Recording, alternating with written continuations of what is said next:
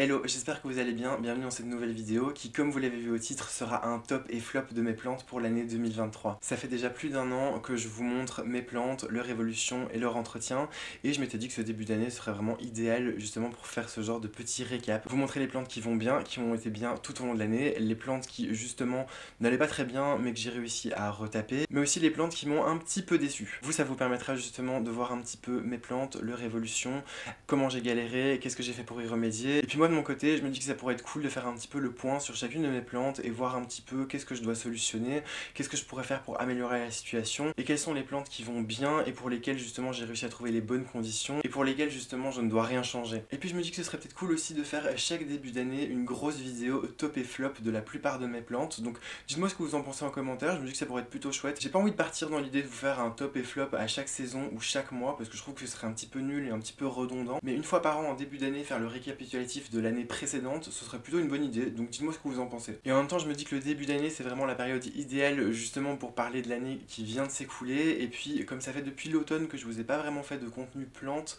alors c'est dû au fait évidemment que pendant l'automne-hiver il y avait beaucoup moins de choses à faire sur les plantes, en dehors des arrosages il n'y avait pas de rempotage à faire, il n'y avait pas de taille à faire, il n'y avait pas de bouturage non plus, donc ça fait un petit moment que je vous ai pas tourné de vidéo qui parlait des plantes, et donc je me dis autant commencer l'année justement avec une chouette vidéo qui parle de plantes. Et je vous avoue aussi que l'idée de la vidéo m'est venue parce que tout simplement en rentrant de vacances j'avais vraiment besoin de faire un énorme clean chez moi, de tout ranger, de faire le tri dans mes affaires, de déplacer des choses, de bouger des plantes de place, et donc ça m'a permis de faire un petit peu plus en détail le tour de mes plantes et voir un petit peu ce qui allait mais aussi ce qui allait pas, et vous allez le voir il y a pas mal de choses qui ne vont pas, mais en gros les fêtes sont finies, c'est le début de la nouvelle année et j'ai besoin et je veux démarrer sur de nouvelles bases, et donc c'était l'occasion de voir un petit peu quelles étaient les plantes qui allaient mal et pour lesquelles il allait falloir que je trouve des solutions assez vite. Bref, cette intro est vraiment beaucoup trop longue, donc ce qu'on va faire c'est qu'on va directement passer au vif du sujet et on va commencer avec la première plante qui malheureusement est un flop. Il s'agit malheureusement de mon philodendron mamei ici présent qui, comme vous le voyez, tire un petit peu la tête. Alors déjà il a pas mal de feuilles jaunes, mais en fait je vous explique un petit peu. Je l'avais acheté au Garden Center Wemel et ce qui s'est passé c'est que je l'avais positionné juste ici sur la commode qui se trouve dans le fond, et je savais très bien que c'était pas un endroit pour lui parce qu'il n'y a absolument pas de lumière à cet endroit là, aucune lumière vraiment, mais je m'étais dit c'est pas grave, je vais le laisser là un petit temps, le temps de trouver une solution. La solution aurait donc été d'acheter une lampe horticole et de la placer juste au dessus, et en fait ce qui se passe c'est que je n'ai jamais pris le temps de trouver une solution, ce qui fait que cette pauvre plante est restée là sans lumière pendant des mois, et le pire vraiment c'est que je voyais qu'elle allait pas bien parce qu'elle avait une tête de plus en plus moche, et en plus de ça ce qui se passait c'est que les nouvelles feuilles qui me sortaient étaient à chaque fois moches, soit elles brunissaient, soit elles jaunissaient, soit elles avaient du mal à sortir. D'ailleurs on le voit ici, j'ai taillé, il y a une nouvelle feuille et en fait elle se plie sur elle-même parce qu'elle n'arrive pas à se dérouler, donc vraiment ça a été un gros échec, donc tout n'est pas perdu heureusement, c'est à dire que là je vais pouvoir rebouturer des tronçons, c'est ce que je vais faire d'ailleurs, mais vous voyez bien l'état dans lequel est cette plante, vraiment c'est catastrophique, j'ai honte parce que c'est totalement ma faute, je l'ai laissé là à une place qui ne lui convenait absolument pas, je n'ai pas pris le temps de lui trouver une lampe pour lui donner de la lumière, et voilà le résultat. Donc moralité, n'attendez pas avant de trouver des solutions ou de mettre des éclairages à vos plantes, faites-le directement parce que moi j'ai procrastiné clairement et voilà ce qui s'est passé. Alors je vous rassure par contre, le poteau qui se trouve dans le fond de ma vidéo, il est là juste pour la vidéo, c'est-à-dire qu'une fois que j'aurai fini de tourner, il va retourner à sa place habituelle, donc ne vous en faites pas, lui ne risque pas de mourir, je l'ai juste mis le temps de la vidéo. La plante suivante est un top et il s'agit de mon philodendron El Chocored qui est juste ici, que j'avais acheté sur le site de plantes. Alors là il est pas très grand mais c'est un top tout simplement parce que j'avais très peur de cette plante. C'est un philodendron que je trouve super beau mais il a un feuillage velours et j'avais toujours entendu deux sons de cloche. J'avais une partie des gens que je connais qui me disaient non il est super compliqué, il est feuillage velours, il attrape toujours des nuisibles, il sèche hyper facilement.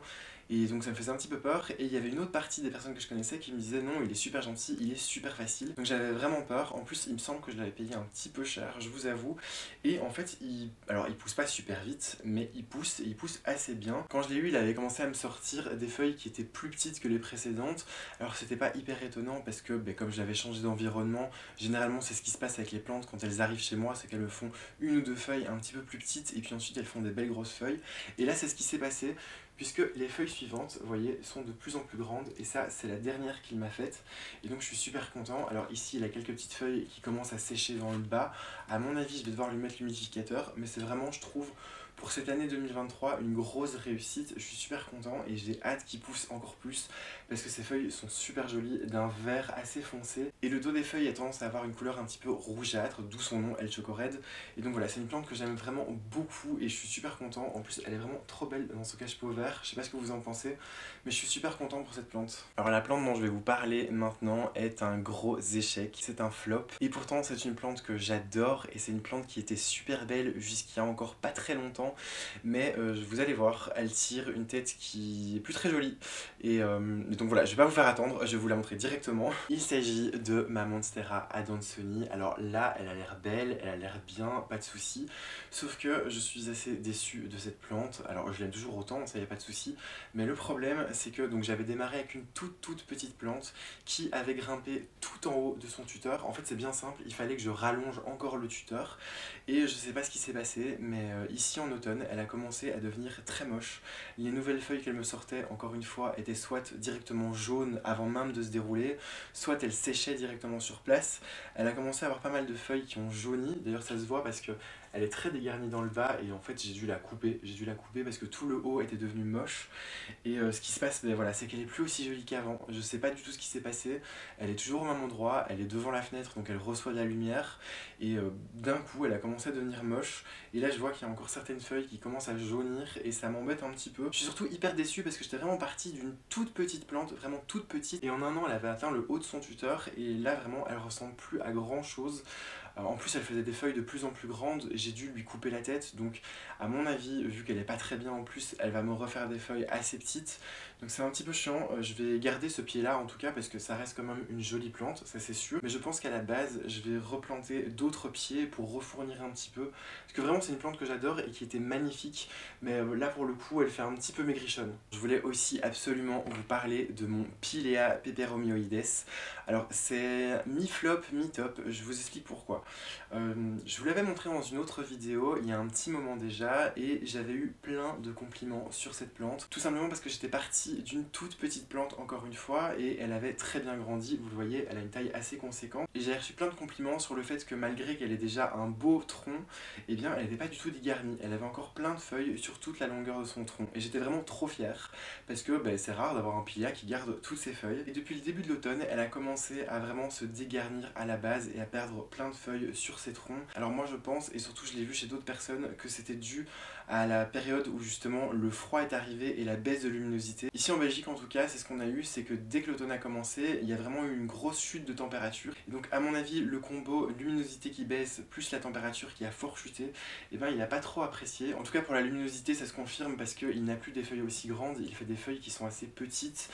Ça c'est vraiment dû au fait qu'il manque de lumière. Pourtant il est vraiment devant la fenêtre, il est collé à la fenêtre, mais il n'y a pas assez de luminosité, en tout cas ici chez moi en Belgique. Et pourquoi je dis que c'est un mi-top, mi-flop? Parce que oui, je suis déçu qu'il ait perdu pas mal de feuilles et qu'il commence à se dégarnir au tronc, mais malgré tout, c'est une plante que j'adore et que je trouve tout aussi jolie comme ça, avec un petit peu moins de feuilles, en tout cas dans le bas.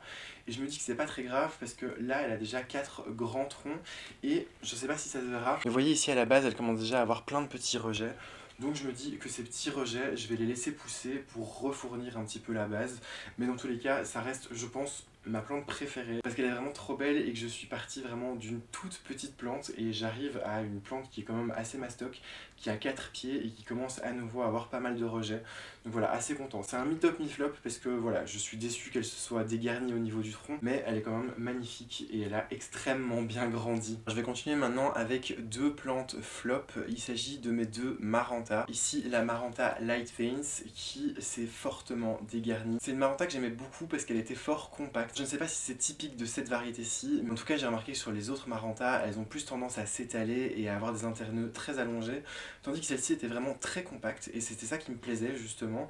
Et comme vous le voyez ici, en fait, elle se dégarnit vraiment beaucoup, elle s'est vraiment fort dégarnie, donc il y a vraiment beaucoup d'espace libre, il y a plusieurs pieds qui sont morts, qui ont séché, et encore une fois ça a commencé dès le début de l'automne. Alors j'ai d'autres de mes amis qui ont des Maranta, dont Marjorie, qui m'ont dit la même chose, que leur Maranta aussi tirait la tête. Celle-ci j'ai remarqué il y a quelques jours qu'il y avait des nouveaux départs à la base, mais en attendant pour l'automne-hiver elle est plus très jolie. On dirait pas comme ça, je le sais parce qu'en vidéo ça ressort beaucoup mieux, mais en vérité elle est plus trop ouf. Vous voyez, il y a tout un côté ici qui est dégarnie, elle était hyper fournie, on voyait même plus le terreau en fait, tellement elle était fournie. Et là bon, elle est encore super jolie, mais elle s'est fort dégarnie et c'est vraiment dommage. Et alors mon autre Maranta, c'est la Maranta Kirkoviana variegata. Donc c'est celle que j'avais achetée sur le site de plantes. Ce que j'avais fait, c'est que je l'avais bouturée, j'avais fait plusieurs boutures de cette plante pour la replanter au pied, boutures qui ont plus ou moins bien pris en général, donc ça il n'y a pas de souci.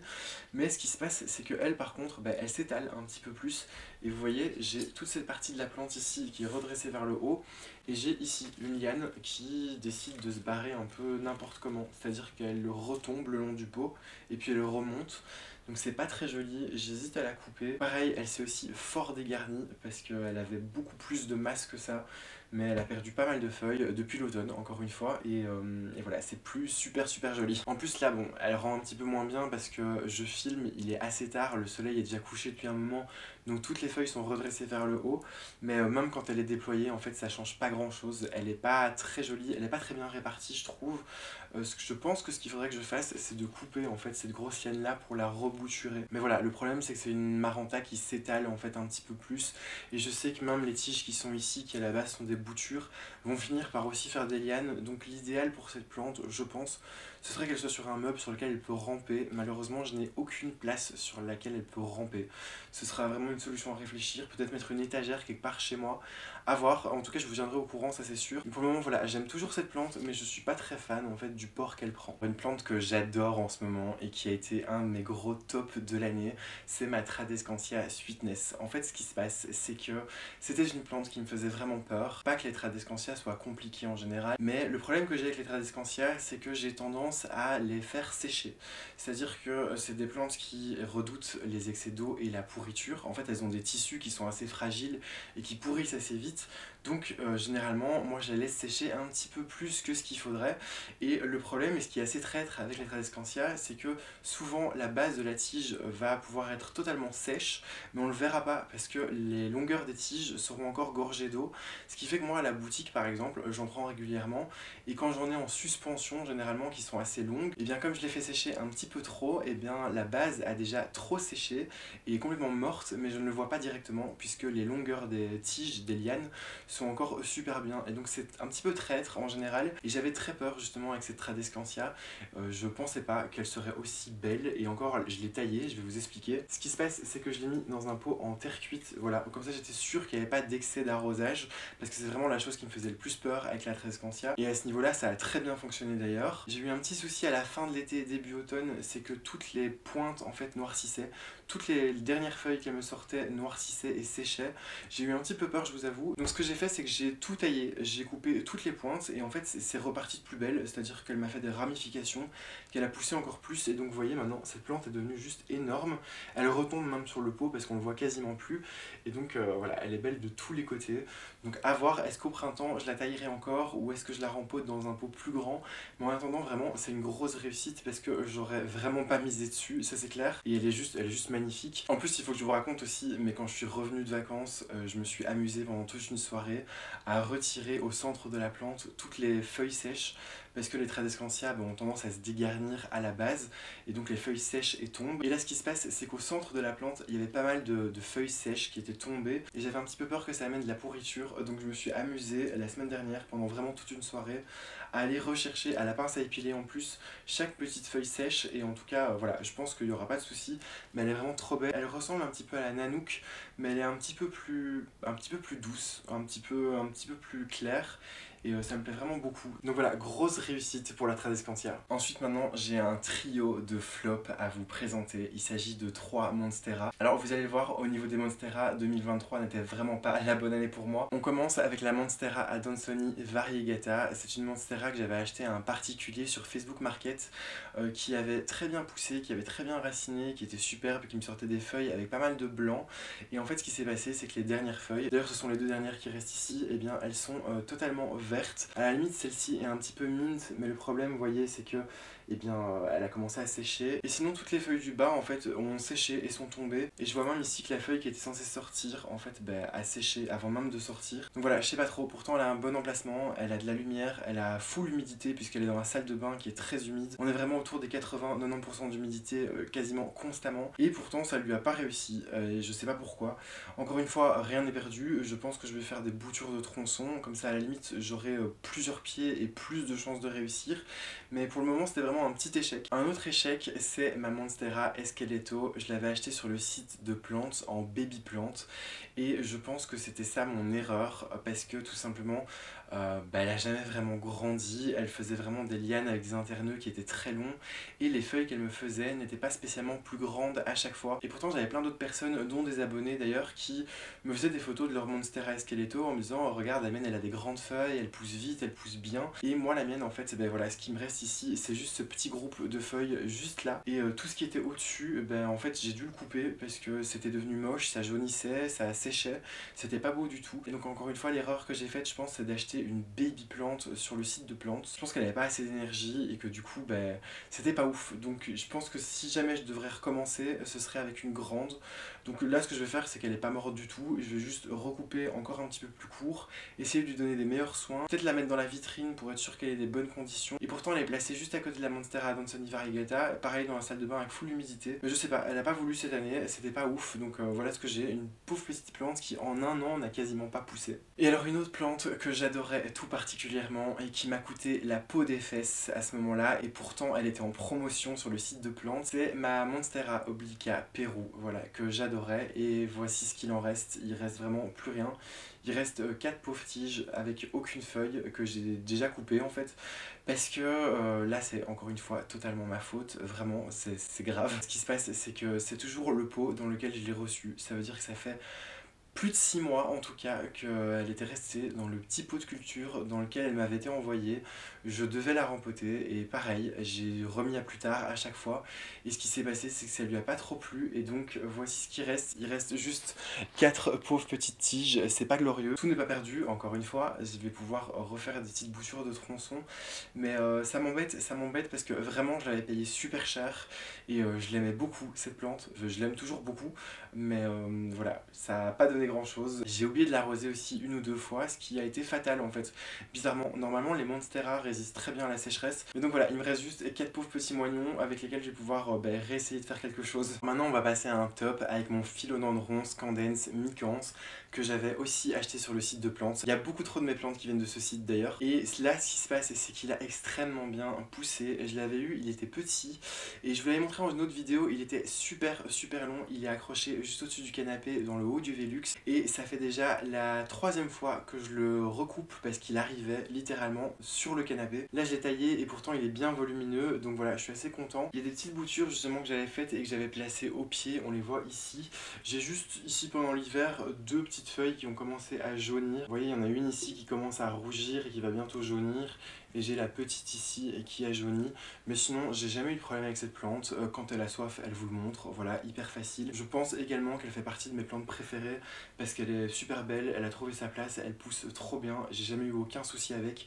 Donc vraiment, c'est un gros top. En plus, elle est dans un pot transparent et vraiment, elle fait full racine. Donc vraiment, c'est que je sens super bien et je suis super content avec cette plante. La prochaine plante, les amis, est un énorme flop et vraiment, je suis déception. Quand je vous disais que c'était pas une année à Monstera, et ben vraiment je ne mentais pas. Voici ma Monstera taille constellation et comme vous le voyez, elle est pas en très bon état. Elle a énormément de feuilles qui ont jauni et qui ont séché. Elle allait très bien, vraiment. C'était une Monstera que je trouvais très facile. Et je trouvais ça génial d'avoir une plante qui n'avait aucun défaut sur aucune feuille parce que véritablement elle avait des feuilles qui étaient juste parfaites. Je pense que le seul endroit où elle avait un petit peu de brun c'était le bout d'une feuille parce que je l'avais cognée. Et ce qui s'est passé c'est que du jour au lendemain elle m'a fait plein de taches brunes et je sais pas à quoi c'est dû honnêtement puisque j'ai continué à lui donner les mêmes soins et pourtant voilà ce qui s'est passé. Alors on dirait que c'est des taches brunes qui sont liées à un excès d'eau parce que c'est pas des taches brunes qui sont sèches et qui craquent, c'est vraiment des taches brunes qui sont un petit peu molles. Mais pourtant je l'ai laissé sécher et ça a continué et voilà, je sais pas trop ce qu'elle a eu. Elle est vraiment plus du tout jolie. J'ai une petite feuille ici en bas qui est totalement jaunie. J'ai cette feuille là et pareil qui a du brun, j'ai celle-ci qui a du brun, celle-ci. En fait juste cherchez pas, elles ont toutes des taches brunes et elles sont toutes plus jolies du tout. Donc je pense que ce que je vais faire avec cette monstera, c'est que je vais la recouper un petit peu plus bas. Et avec la tête, ce que je ferai, c'est que je ferai des boutures de tronçons. On verra bien si ça marche ou pas. Je suis un petit peu triste parce que d'une, c'était une plante que j'avais payée cher, mais en plus de ça, c'était une de mes plantes préférées. En tout cas, c'était une de mes monstera préférées. Et pour comparer avec ma monstera variegata qui se trouve à la boutique, qui pourtant est dans le froid parce qu'elle est dans l'arrière-boutique, qui n'est pas du tout chauffée, qui reçoit pas beaucoup de lumière et qu'en plus j'oublie d'arroser assez fréquemment, et bien elle va très bien, elle a aucun souci, elle a aucune tache sur ses feuilles. Et celle-ci que je bichonnais, et bien voilà ce qui s'est passé. Donc je suis un petit peu triste, un petit peu déçu, donc j'espère qu'au printemps ça ira mieux et qu'elle repartira de plus belle. Mais là pour le moment elle a une tête qui est pas joyeuse. La plante suivante qui est un top et qui fait partie de mes plantes préférées, vraiment en fait c'est mon philodendron préféré, c'est mon philodendron gloriosum. Alors je l'adore, j'ai jamais eu de soucis avec ce philodendron. Il est un peu basique entre guillemets comme philodendron rampant, c'est-à-dire que le gloriosum c'est celui que tout le monde a à la base, mais vraiment c'est mon préféré avec son feuillage assez foncé et velours. Et pourquoi c'est un top? Parce que je n'ai jamais eu de problème avec, parce qu'il pousse super bien et parce que je vous en ai déjà parlé, mais je l'ai bouturé, je lui ai coupé la tête pour la replanter au pied et j'avais fait aussi une bouture de tronçon. Et ce qui se passe c'est que toutes les boutures ont prise, donc je suis super content. La bouture de tête je m'en faisais pas trop parce qu'elle avait déjà des racines, elle avait déjà commencé à raciner dans le pot, mais par contre la bouture de tronçon je savais pas si ça allait fonctionner, je savais pas combien de temps ça allait prendre et finalement ça a très bien marché et assez vite, donc je suis très content. Ce qui fait que là, alors elle a toujours autant de feuilles que quand je l'ai achetée, parce que quand je l'ai eu elle avait 4 feuilles, là elle a 4 feuilles. Ça se verra pas très bien parce que j'ai du mal à la faire rentrer dans le cadre, mais elle a toujours 4 feuilles parce qu'elle m'a fait des nouvelles feuilles, elle en a perdu entre temps, mais je suis super content parce que au lieu d'avoir un seul départ, et ben maintenant j'en ai 3. D'ailleurs là elle est en train de me sortir une nouvelle feuille, donc je suis super content. Vraiment c'était un philodendron au début, alors pas qui me faisait peur, mais auquel je faisais super attention parce que encore une fois je l'avais payé cher. Et aussi parce que il a un feuillage velours et que j'y tenais malgré tout parce que son physique me plaît particulièrement et hyper facile comme philodendron, j'ai jamais eu de problème et il pousse comme rien. Pourtant honnêtement là où il est, il n'y a pas énormément de lumière mais ça n'a pas l'air de lui poser problème. On va continuer maintenant avec un flop et je ne sais pas si vous arriverez à la reconnaître cette plante. Mais il s'agit de mon philodendron Fusy Pétiole. Il a un autre nom qui est imprononçable, mais là pour la vidéo on va dire Fusy Pétiole. Et c'est une plante que j'avais achetée sur le site de plantes, qui était assez petite et qui avait extrêmement bien poussé. C'est-à-dire que je lui ai mis un tuteur ici en sphaigne. Il était allé plus haut que son tuteur. Et en fait ce qui s'est passé, c'est que petit à petit, il commençait à me sortir des feuilles qui étaient moches. Encore une fois, des feuilles qui étaient jaunes avant même de se dérouler, ou des feuilles qui étaient toutes ratatinées sur elles-mêmes. C'était pas très joli, je lui avais coupé la tête une première fois, ça n'avait pas fonctionné, je lui ai coupé la tête une seconde fois, et voilà, c'était en train de pousser petit à petit, et ce qui s'est passé, c'est qu'un jour, du jour au lendemain, il a commencé à perdre l'intégralité de ses feuilles. Il faut savoir qu'en plus, il y a 5 lianes sur cette plante, et les 5 lianes ont perdu toutes leurs feuilles d'un coup, donc il ne me reste plus rien, à part ici en haut, 2 pauvres petites feuilles qui sont même pas super grandes par rapport à celles qu'elle avait avant. Vous voyez ici pareil, il y a une petite feuille qui a commencé à se dérouler, mais finalement elle a commencé à sécher sur elle-même, donc c'est vraiment pas ouf. Pareil, encore une fois, tout n'est pas perdu. Ce que je vais faire, c'est que à mon avis, je vais tout couper à la base, et avec les longueurs des lianes, je vais faire plein de boutures de tronçons. Donc à la limite, comme ça ma plante repartira du pied, et avec les boutures de tronçons, ce sera des boutures à donner à des copains. Mais je comprends vraiment pas ce qui s'est passé. Vraiment d'un coup, elle a perdu toutes ses feuilles, alors que pourtant elle a de la lumière et j'ai rien changé à son arrosage, elle a pas eu soif, je comprends pas trop. Est-ce que c'est un problème de température parce que l'automne est arrivé et qu'il a fait froid? Vraiment je sais pas, si vous avez déjà eu ce genre de problème d'ailleurs, une plante qui du jour au lendemain commence à perdre toutes ses feuilles et qui est pas bien, dites-le moi parce que là pour le coup je savais pas quoi faire. Une autre plante qui est dans mon top cette fois-ci, c'est mon philodendron verrucosum. On dirait pas comme ça parce qu'il est pas très grand, mais il a eu une plutôt belle évolution, je vous explique. Je l'ai acheté, il était un petit peu plus petit que ça. Et ce qui s'est passé, c'est qu'il avait commencé à bien pousser et par la suite, à nouveau le même problème, il a commencé à faire des feuilles qui étaient pas très jolies, qui se déroulaient pas bien. Donc je lui avais coupé la tête et j'étais super étonné de voir qu'il m'a fait plein de ramifications. Mais quand je vous dis plein de ramifications, c'est-à-dire qu'il avait 4 ramifications sur sa liane. Vraiment un truc de dingue, j'ai jamais vu ça sur un philo. Alors là évidemment il m'en reste que 2. Vous voyez, il y a 2 nouveaux départs juste ici. À la base, il y en avait 4. Ce qui s'est passé, c'est qu'en faisant le ménage, j'ai cogné la plante et j'ai cassé la tige, donc j'ai dû la recouper à nouveau. Donc maintenant, j'ai plus que 2 départs. Mais vraiment, j'ai trouvé ça dingue de voir à quel point cette plante, quand on la coupe, se multiplie en fait et fait des nouveaux départs. J'avais déjà vu ça en vidéo, des gens qui avaient coupé justement leur philodendron verrucosum et qui avaient fait 1 ou 2 ramifications. Ici vraiment j'en avais 4, je trouvais ça dingue et je suis assez content parce que c'est un philodendron qui est réputé pour être compliqué, pour avoir besoin de beaucoup d'humidité, pour pousser très lentement et pour être pas facile du tout.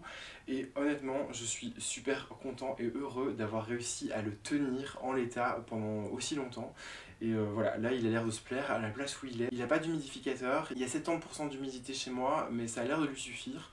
Donc je suis content. Là j'attends de voir ce que vont donner ces 2 ramifications, voir si ça va bien pousser et si ça va bien aller. Mais je pense que c'est bien parti puisque de ce que je vois, j'arrive à le garder en vie et c'est pas le cas de tout le monde parce que voilà, je vous dis vraiment, ce philodendron là, il est vraiment réputé pour être super compliqué et j'ai pas eu de soucis. Donc on croise les doigts pour que ça dure encore un maximum de temps. La plante suivante dont je voulais vous parler et qui est un top se trouve juste ici. Et il s'agit de cette très jolie plante grasse. Alors je ne connais pas du tout le nom.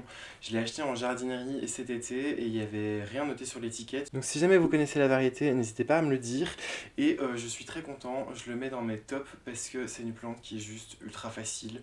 Je pense que je l'ai arrosée peut-être 4 fois sur l'année parce que c'est une plante grasse et ça n'a pas besoin de beaucoup d'entretien. Et vraiment, elle est trop belle. Là, je l'ai hivernée dans la véranda où il fait vraiment très froid. Et depuis, elle a pris des super jolies couleurs. Normalement, elle est d'un vert clair. Et là, elle commence à avoir des sous-tons un petit peu rouge rosé. Et en plus, elle est en fleurs. Je vous laisse admirer un petit peu la beauté de ces fleurs. C'est juste trop beau. Voilà, c'est dans mon top parce qu'elle a super bien tenu, elle a super bien résisté, elle est super facile, elle a jamais eu de problème, elle me fait des fleurs. En plus, c'est une des rares succulentes qui me fait des fleurs. Et elle a très bien grandi aussi parce que je l'ai déjà rempotée, elle est devenue grande. Et donc je suis trop content parce que pour le moment, elle est en fleurs, elle est super jolie et ça donne bien dans la véranda. Et j'ai hâte de la ressortir au printemps pour lui faire prendre un maximum de soleil. Parce que vraiment, c'est une plante qui est facile et qui se bouture aussi très bien parce que j'ai des petites tiges en fait qui s'étaient cassées et qui se sont mis dans des pots de fleurs à ma mère et qui ont commencé à raciner.